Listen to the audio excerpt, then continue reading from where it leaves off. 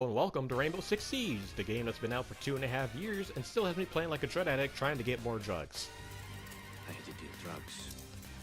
But besides my crippling addiction, there are currently 30 operators in the game, each with their own unique skill set and their own ways of play.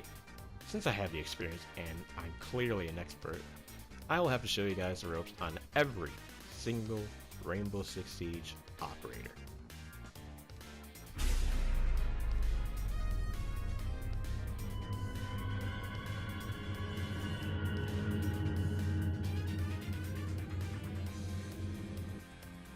British SAS. See the end of the video for a full briefing, but other than that, do you like doors? If the answer is no, then pick Sledge. Basically, he steamrolls through doors and unreinforced walls faster than the Kool-Aid Man could say. Oh yeah! Also, I forgot to mention, his sledgehammer is actually a one-shot kill. However, you'll never get a sledgehammer kill. And I mean never, ever get a sledgehammer kill.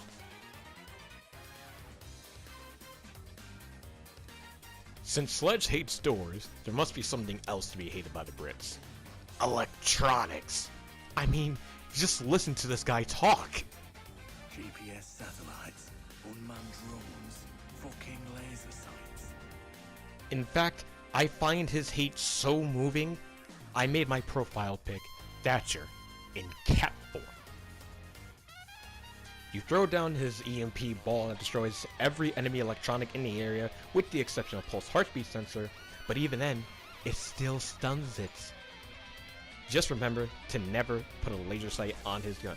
He hates them more than anything.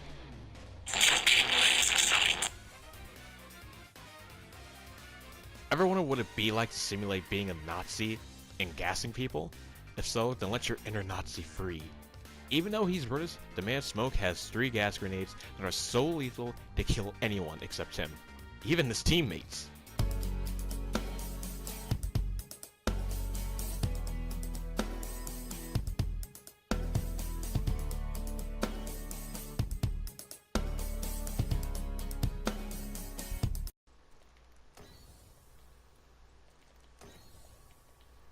No.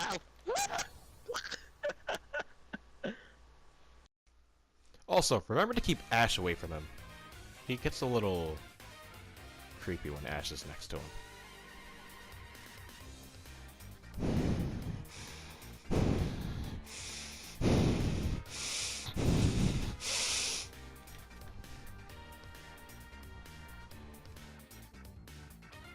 If Thatcher hates electronics, then Mute hates Thatcher. Mute sets up his favorite tech toy that jams drones, breathing charges, cluster charges, random footprint scanning headgear, even to Ubisoft servers.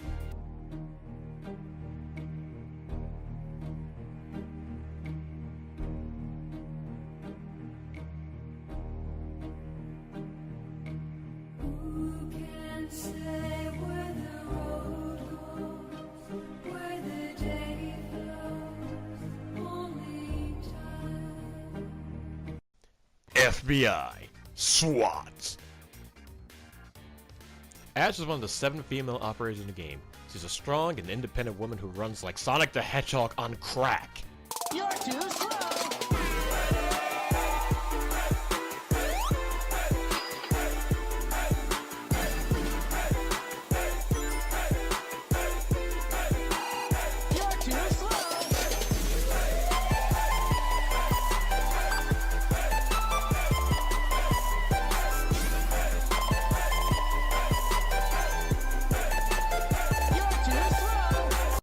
She has a grenade launcher that fires breaching rounds to destroy walls and doors like Sledge, but from a distance. There's not much else to tell, except that she secretly hates Capcan with a burning passion.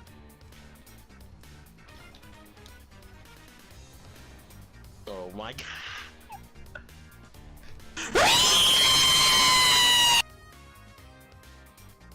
Thermite, or as I like to call him, Thermite the Skull Knight because the skull headgear looks amazing, is able to put an exothermic breaching charge on walls that destroy pretty much anything. Let me tell you, there is no breakable wall in the game that can stand up to Thermite's exothermic charges. When he says it's time to make a new door, you best believe that there is going to be a new door when he's done with it. Ooh, that was dirty. Okay, so his name is Castle, but you might as well call him Marvel. because his reinforced doors are not as strong as reinforced walls. His armor panels are still destroyed by sledge and ass, just like normal barricades, the only difference being normal barricades take 3 hits to take down, and his armor panels take 12. You know what, Ubisoft? I think I just gave you a buff idea. Make it so the castle puts up reinforced doors so it requires Hibana or Thermite to break through. It's actually genius. I've got you in my sights. As cheesy as the Overwatch voice clip of Soldier 76 was, it actually holds some merit with Pulse. You see, Pulse has a cardiac sensor that actually senses your heartbeat through any surface up to 9 meters away. You guys will never experience what a terror in the night Pulse was during Season 2 and 3 where he got buffed, and you could actually see through walls 13 meters away. And still wallbang you with a shotgun before that was nerfed to the ground. But I digress. Be careful of Pulse, because he can and will actually see for you through the ground. If Soldier 76 has legal aimbot in Overwatch, I'm pretty sure Pulse is allowed to have legal wall hacking in Rainbow Six. French GIGN. No, not the streaming service. Twitch is the second female operator in the game and has access to a drone that can't jump, but can fire a taser that takes out enemy electronics and can even kill people before the round starts.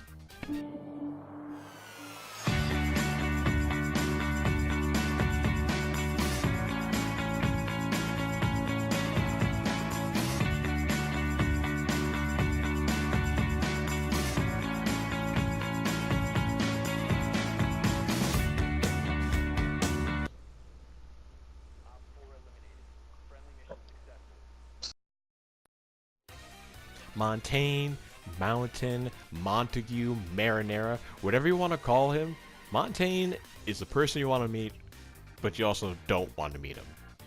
He's able to put up a full body shield that protects against explosives and blocks every single bullet thrown at him. However, because of this feat, if you want to call it that, he easily gets cornered and has to let his teammates do the work. And it's not very satisfying when a Montaigne on your team doesn't know what he's doing and ends up just sitting there like a dumbass. Rook, or as I like to call him, Plate Daddy, puts an armor pack underground for himself, his teammates, and the enemy team. These armor plates allow you to absorb 1 extra bullet of damage and increases the percentage rate at which you go down. In fact, it increases so high that more often than not, if you're wearing an armor plate, you'll go down about 70% of the time. Well, unless it's a headshot, because that's the only ultimatum in the game. He's also one of the only 4 defending members that can have an ACOG under gun, so he's a slow-moving tank with the firepower of an infantryman.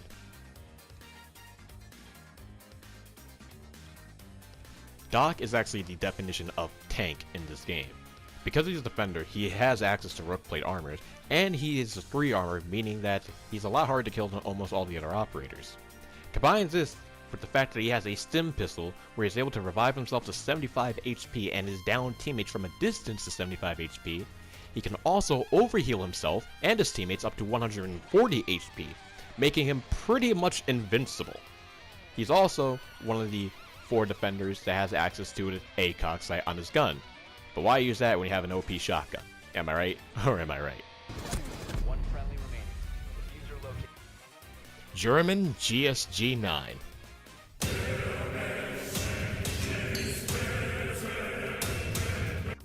Yeah, totally not my favorite operator group or anything. Definitely not. Blitz is a weaker version of Montaigne that has portable flash grenades on his shield. Yeah, you heard me right. Portable flash grenades on his shield. You blind people, watch them run like chickens without a head, and then spray them down or get sprayed down. Trust me, there is no in between with Blitz. It was at this moment that he knew. He fucked up.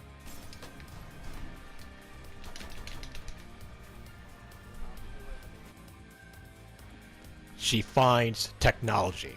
That's it. There's no gimmicks, no jokes for this one. She has a singular, basically useless gadget that's only helpful in some situations. Now, if you excuse me, I have more pressing matters to attend to. I used to be on drugs. I did drugs. I had to deal drugs. I even had to deal drugs. And I was so good at it that it got me more drugs. Ever since he did drugs, Bandit has been a changed man. He's faster, more aggressive, and he slaps an ACOG on the MP7 even though his recoil is almost as bad as the C8. Simply because he can. But, for some strange reason, all of it works for him.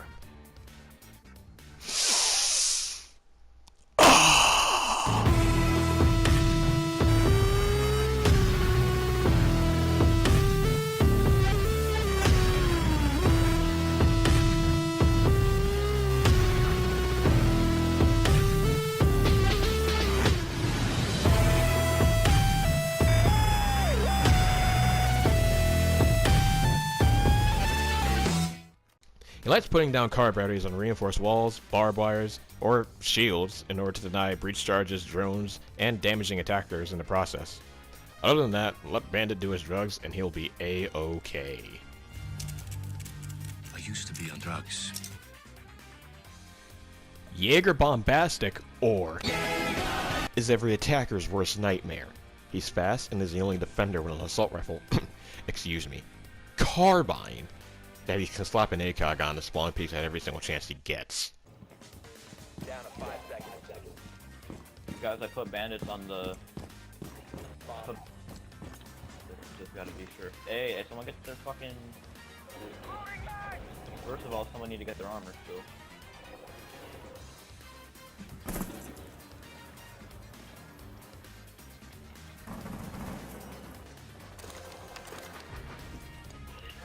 He has 3 ADSs that are supposed to block grenades, but he almost never puts them down in favor of trying to headshot some scrubs who aren't paying attention.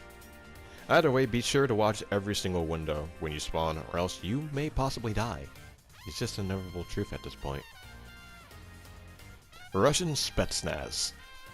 Okay, not to get weird, but this is sort of the religious side of Rainbow Six. If you don't believe in it, then be warned, Tachanka shall strike you down.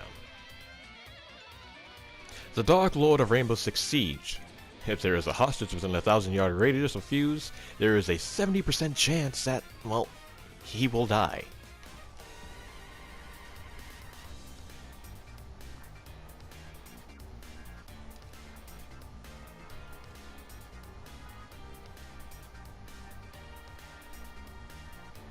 He puts cluster charges on the wall that fire mini grenades into the room, but they might as well be nukes because they have a ridiculous explosive radius. There's no way around it. Fuse is the arbiter of death in Rainbow Six Siege, even to his own teammates. The second coming of Jesus himself, for the man has no counters. He has a sniper that breaks through Castle's barricades in like 5 shots, they can shoot through the glass on plane unlike any other weapon in the game, and he has a thermal scope on his gun that allows him to see through smoke and outlines the enemies in yellow. So, yeah. Glass. The devil of Rainbow Six Siege that places traps on doorways and windows that stop rushers from barging on in without watching their steps. However, if people do watch their steps, then you basically become useless. You always have to hope that there is one idiot on the enemy team, or that clock windows down to 5 seconds and that they try to rush on in. Which, yeah, that's it. Don't be surprised if you end up with 0 kills at the end of a round.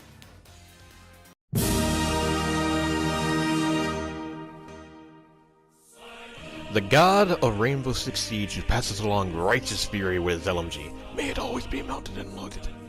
He props up a turret somewhere in the objective or outside the objective that has a shield covering his head and just sprays until something dies. Now, speaking from experience, your win loss may go from 100 to 0 to 0 to 100, but you're doing the Lord's work, so don't worry.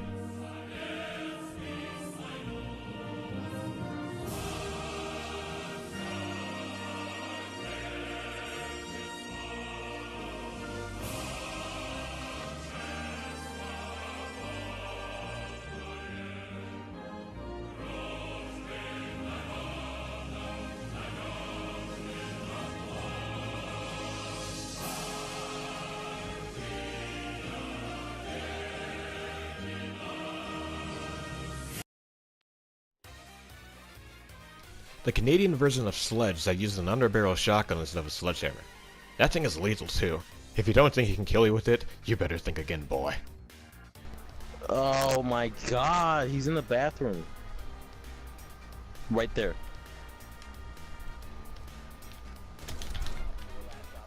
Right.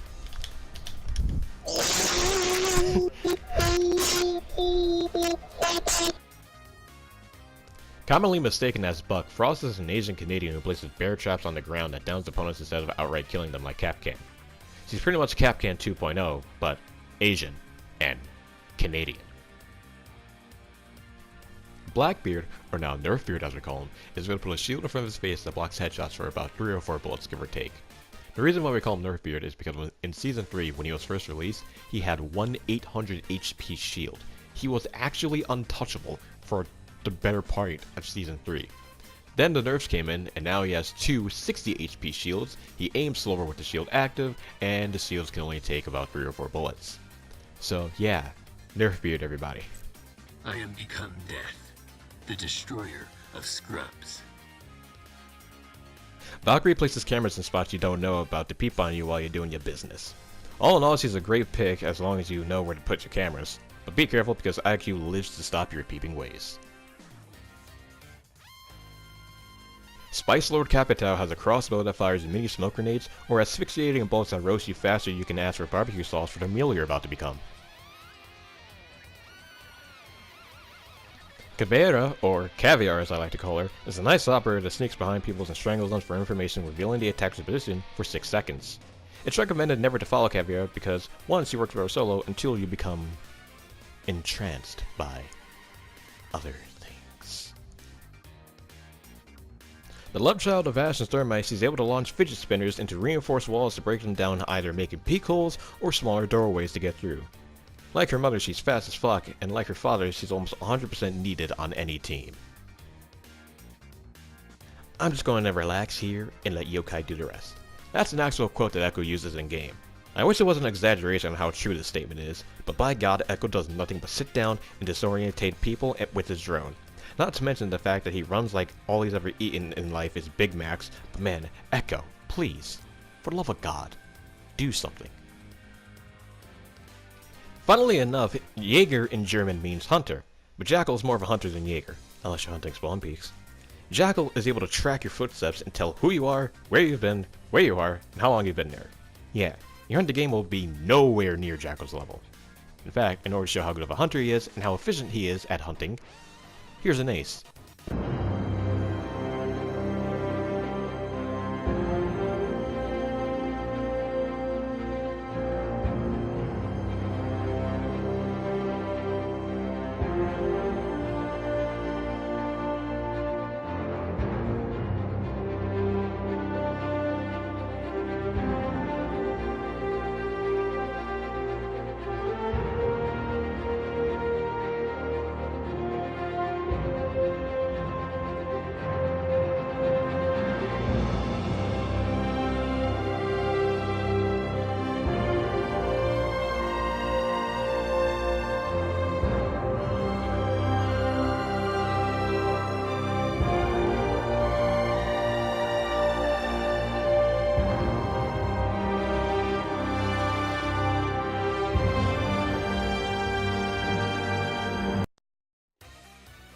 She places one-way mirrors on reinforced or unreinforced walls that can be dropped down so that they can become two-way mirrors. As useful as it sounds, be warned that Twitch will drop those mirrors the moment you turn away from them, meaning that you may not know if the mirrors have been dropped by the attackers or if they're dropped by a teammate. And you may not know if they're dropped in general unless you hear the audio cue. Still though, it can be useful for knowing who's attacking, where they're going, and in turn just denying the enemy doing anything. So that is all 30 operators currently inside of the game Rainbow Six Siege. There's currently 3 new operators coming on the way in the next month or so stick around for those. Either way, I hope you all enjoyed, and please, take care.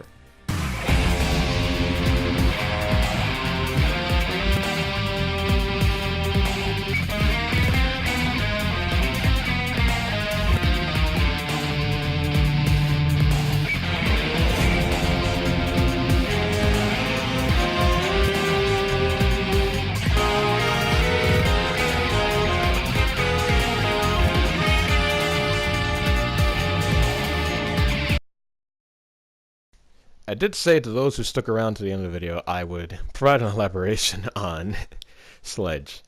This is taken from the R Shitty Rainbow Six subreddit, so please enjoy this tale of Sledge. My child, let me tell you a story. Long ago, Lord Tachanka created the earth. From his bones he molded the ground, from his blood he filled the seas, and from his flesh he crafted man. Man was crafted in his image, and the first humans Tachanka took in as his children. Tachanka created 16 sons and 3 daughters. One of those sons was named Seamus. Seamus was raised in John O'Groats, Scotland, where he spent his early days woodworking and crafting his own toys from wood. It made him very happy with his life, and resulted in him having hundreds of children with Thatcher, who went on to populate the United Kingdom and much of Scotland. By the time that Seamus entered high school, as a carpentry instructor, most of the modern government had been established from his children. He wanted to help spread knowledge of his craft across the globe, as to make the world more intelligent and able overall. He was excited and looked forward to spreading his knowledge. However, Seamus was not ready for having to deal with a large class of uneducated English young adults. They were rude, unwilling to work, and did not want anything to do with him. As a result, Seamus grew frustrated as each day wore on. He eventually turned to German narcotics to ease his stress.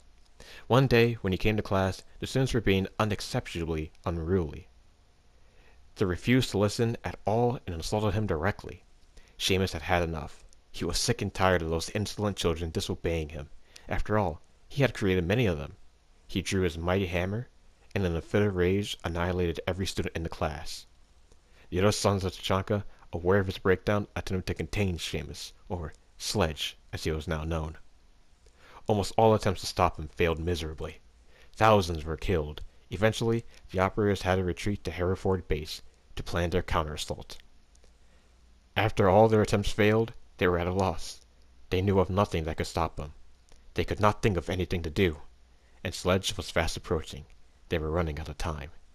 In a last-ditch attempt to stop Sledge, they lured him into a reinforced armory of Hereford Base, where he was locked in heavily reinforced steel doors.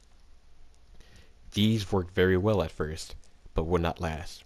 They needed something stronger. They needed reinforced ballistic barricades. The Dark Prince Castle was called upon.